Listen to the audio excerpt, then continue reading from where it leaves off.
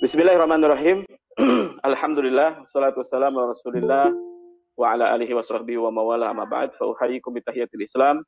Assalamualaikum warahmatullahi wabarakatuh. Puji Waalaikumsalam syukur warahmatullahi kehadirat Allah Subhanahu wa taala, salawat dan salam kepada junjungan kita habibana wa nabiyana Muhammad sallallahu alaihi wasallam.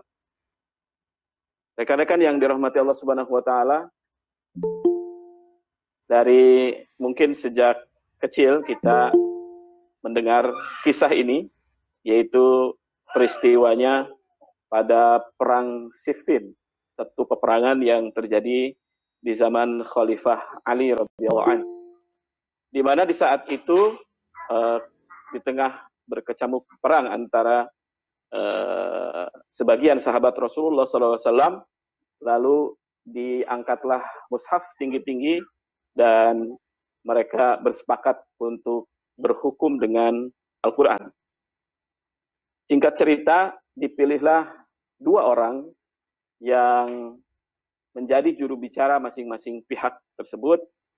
Yang satu pihak, Sayyidina Ali, Khalifah Amirul Mukminin Ali radhiyallahu an, menunjuk Abu Musa al-Ash'ari, sedangkan pihak Muawiyah bin Abu Sufyan memilih Amr bin As sebagai juru bicara. Lalu kedua orang ini bersepakat untuk menurunkan ataupun mencopot jabatan kepemimpinan, jabatan kekhalifahan dari kedua orang tersebut. Lalu Abu Musa berdiri di depan semua orang. Saya kira kisah ini akrab sekali di telinga kita. Lalu Abu Musa mengatakan, saya mencopot Ali seperti saya mencopot cincin ini. Ya. Lalu kemudian Amr bin As berdiri, justru dia melakukan yang sebaliknya. Saya memasukkan cincin ini sebagai simbol bahwa saya melantik Muawiyah bin Abu Sufyan sebagai khalifah. Lalu Abu Musa marah, bahkan mensifati Amr bin As dengan kata-kata kalb atau anjing. Sedangkan sebaliknya Amr bin As mencela Abu Musa dengan kebodohannya dan mensifatinya dengan himar atau keledai. Saya yakin sekali lagi kisah ini akrab di telinga kita. Saya sendiri sudah membaca dan menghafalnya sejak saya SD dalam buku sejarah yang tipis. Saya kira itu menjadi kurikulum madrasah-madrasah di seluruh Indonesia, ya, baik yang versi bahasa Arab dan bahasa Indonesia. Ini adalah salah satu rujukan yang seringkali diajarkan, dipakai dalam pengajaran sejarah di madrasah-madrasah. Kalau kita pernah membaca kisah tersebut, inilah salah satu model cara-cara pengerusakan tokoh-tokoh Islam dalam sejarah. Ini bukanlah suatu hal yang tidak direncanakan. Jadi kalau kita sudah memahami demikian, maka sekali lagi pasti itu adalah kita korban dari sebuah konspirasi sejarah yang ingin merusak tokoh-tokoh Islam.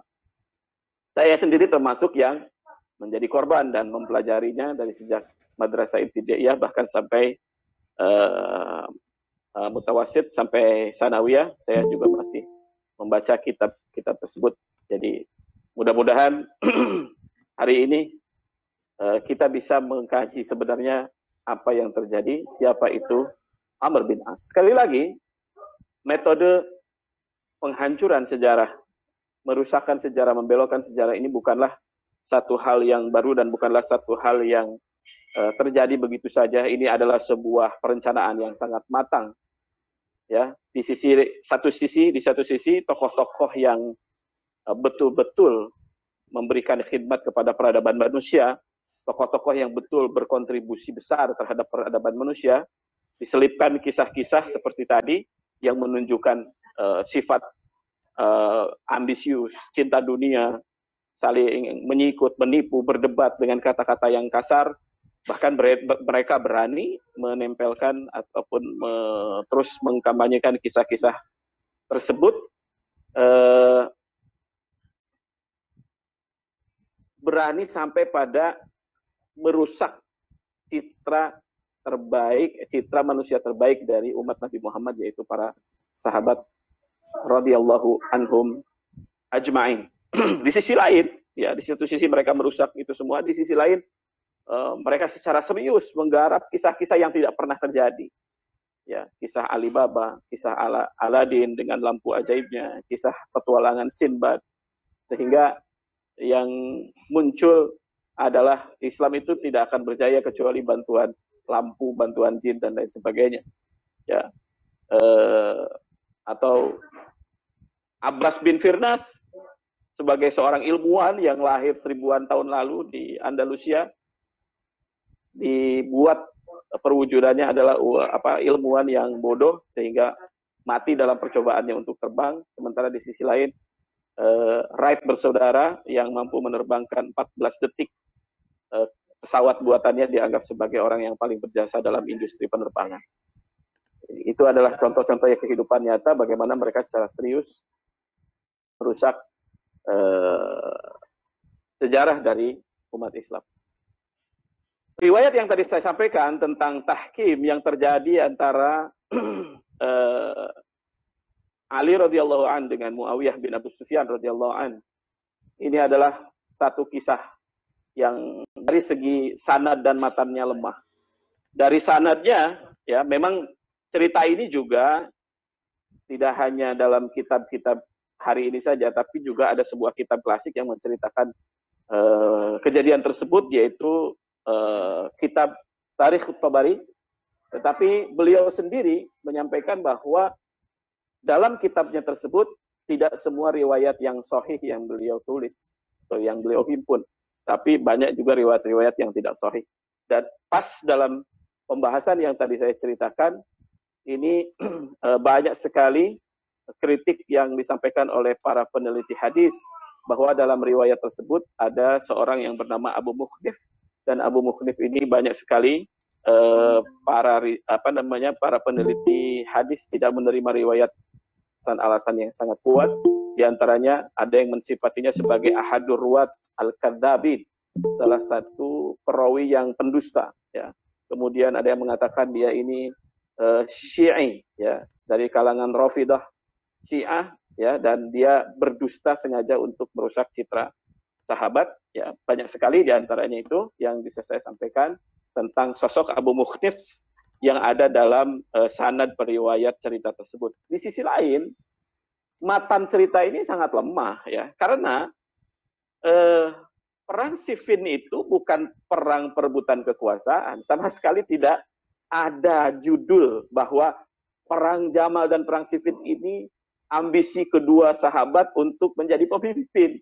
Ini sama sekali bukan peperangan itu. Kita tahu, ya, nanti saya cerita apa yang sebenarnya terjadi di zaman Muawiyah, terjadi di zaman Ali, bahwa ini hanyalah usaha dari seorang Muawiyah bin Abu Sufyan sebagai keluarganya Sayyidina Utsman bin Affan yang terbunuh. Dia ingin Khalifah Ali menyegerakan investigasi terhadap orang-orang yang terlibat pembunuhan Utsman bin Affan, dan ini menjadi haknya Muawiyah karena Muawiyah adalah saudara dari atau keluarga dari Sayyidina Utsman bin Affan, dan memang hakul qisas itu ada pada keluarga, seorang boleh menuntut itu. Inilah yang menjadi penyebab perang Siffin dan perang Jamal. Jadi sama sekali tidak ada cerita tentang perebutan kekuasaan atau ambisi untuk mengalahkan satu sama lain untuk menjadi pemimpin. Ada juga kisah-kisah yang lain yang berhubungan dengan Amr bin As yang sangat disayangkan. Ini juga banyak sekali disampaikan dalam cerita-cerita, dalam ceramah, dalam pengajaran-pengajaran, yaitu kisah bagaimana Amr bin As pernah menjadi seorang gubernur di Mesir, kemudian salah satu anaknya melakukan sebuah kezaliman dengan memukul penduduk setempat, lalu Khalifah Umar marah dengan kisah tersebut, dan menghukum Amr bin As karena tidak mampu mendidik anaknya, ya, memberikan hukuman kepada gubernurnya pada waktu itu karena kezaliman yang dilakukan oleh anak dari Amr bin As. Sama riwayat ini ya, yang masyhur, ada kata-kata pamata ista'badtumun nas wa qad waladathum ummahatuhum ahrara. Kenapa kalian memperbudak manusia sedangkan mereka ini sudah dilahirkan dalam keadaan merdeka? Saya kira ini juga kata-kata yang masyhur yang mungkin saja memang benar disampaikan oleh Khalifah Umar bin Khattab radhiyallahu an, tapi apakah ada hubungannya dengan cerita tadi atau bukan? Yang jelas riwayat ini juga saya kira mentarget pembunuhan karakter kepada Sayyidina Amr bin As, yang sama sekali riwayat ini tidak bisa dipertanggungjawabkan mengingat sanadnya ini munqati, ada periwayat yang hilang namanya, dan kemudian dari sisi matannya juga sangat lemah karena bagaimana mungkin yang bersalah itu anaknya sementara yang dihukum bapaknya. Kita tahu dalam Islam ya, ketika yang bersalah itu dinyatakan bersalah lalu dihukum, dialah yang bertanggung jawab. Ini jelas bertentangan dengan ayat wala taziru waziratu wizra ukhra, dan sesungguhnya seseorang tidak akan menanggung dosa orang lain. Amr bin As radhiyallahu anhu adalah di antara gambaran sahabat yang sangat luar biasa, bahkan sampai Rasulullah SAW bergembira dengan keislamannya, walaupun memang beliau ini termasuk yang terakhir ataupun yang bukan termasuk yang awal yang masuk Islam. Beliau masuk Islam hampir bersamaan dengan sahabat-sahabat besar yang lain bernama Khalid bin Walid, Utsman bin Thalhah radhiyallahu anhu, bahkan Rasulullah sangat bergembira sekali lagi, sampai-sampai peristiwa ini Rasulullah menggambarkannya dengan mengatakan laqad ramatkum Makkah bifaladati akbadiha. Sesungguhnya Mekah telah melempar kalian dengan belahan jiwanya. Artinya anak-anak terbaik Mekah, orang-orang yang terbaik yang dilahirkan di Mekah sudah masuk Islam, ya, digambarkan dengan kata-kata tersebut oleh Rasulullah SAW. Bahkan khusus tentang Amr bin As, ada satu kata-kata yang menarik yang disampaikan oleh Rasulullah SAW. Beliau bersabda, aslaman nas wa amana Amr bin As wa amana Amr bin As. Sudah masuk Islam orang-orang, sementara Amr bin As ini bukan masuk Islam, tapi aman, ya, sudah beriman. Ya, kita tahu sendiri bahwa tahapan tingkatan tentu seorang Muslim dulu, kemudian dia menjadi mukmin. Ketika orang melafazkan syahadat, dia sudah kita sifati sebagai seorang Muslim. Ya, akan tetapi iman, mukmin itu urusan hati, hanya Allah Subhanahu Wa Taala tahu. Sehingga dalam surat Al-Hujurat, ketika A'rab mendeklar mereka bahwa mereka amanna, Allah mengatakan kullam tu'minu walakin qulu aslamna. Tetapi khusus tentang Amr bin As ini, Rasulullah mengatakan aslaman nas wa amana Amr bin As. Amr bin As adalah pemimpin Arab yang sangat luar biasa pengaruhnya, ya, bahkan beliau digelari sebagai Dahiyatul Arab karena kecerdasannya, karena kepintarannya, karena kemampuannya, karena kehebatannya dalam memimpin. Sehingga jangan aneh, baru saja beberapa bulan masuk Islam, beliau diminta oleh Rasulullah untuk memimpin satu ekspedisi peperangan yang dalam pasukan itu ada sahabat Abu Bakar Siddiq dan Umar bin Khattab radhiyallahu anhuma. Ya, ada dua sahabat besar, nomor 1 dan 2 dari sahabat terbaik dari Rasulullah ada dalam barisannya Amr bin As. Dan ada kata-kata yang saya kira juga kita kenal sekali dengan kata-kata ini, ya. Di saat itu Amr bin As diminta oleh Rasulullah untuk memimpin dan dikatakan kepada Amr bin As, wahai Amr bin As, berperanglah kamu, niscaya Allah akan memberikanmu ghanimah, ya, niscaya Allah akan memberikanmu kemenangan dan ghanimah. Lalu Sayyidina Amr bin As mengatakan, ya Rasulullah, kalaupun saya berislam ini, saya berperang ini hanya untuk Islam. Saya ini mengikuti perintahmu hanya untuk sekedar menjalankan perintah Allah, tidak ada tekad duniawi, tidak ada niat-niat dunia yang ada dalam hati saya. Tapi di saat itu Rasulullah menjawab dengan kata-kata yang sekali lagi ini sangat terkenal sekali, ni'mal malus salih lirrajuli salih, atau dalam riwayat Bukhari, ni'mal malus salih lil mar'is salih, sebaik-baik harta juga untuk sebaik-baik orang. Dalam zaman Futuhat Islamiyah, dalam zaman perkembangan Islam yang terjadi di zaman Abu Bakar dan Umar, Amr bin As memberikan peran yang sangat luar biasa, yaitu dialah yang sebenarnya menjadi pemimpin dalam ekspedisi penaklukan wilayah Palestina dan sekitarnya. Memang Sayyidina Umar bin Khattab yang masuk ke dalam Baitul Maqdis pertama kali, tetapi kota-kota di sekitar Baitul Maqdis itu ditaklukkan oleh pemimpinnya waktu itu yang bernama Amr bin As. Ya.